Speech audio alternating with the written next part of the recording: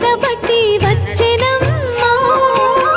గోవిందుడే కోక చుట్టి గోపెమ్మ వేషం కట్టి ముంగోల చేతబట్టి వచ్చెనమ్మా. నవమోహన జీవన వరమిచ్చెనమ్మా. ఇకపై ఇంకెప్పుడు నీ చేయి విడిచి వెళ్ళనని చేతిలోన చెయ్యేసి బొట్టేసెనమ్మా.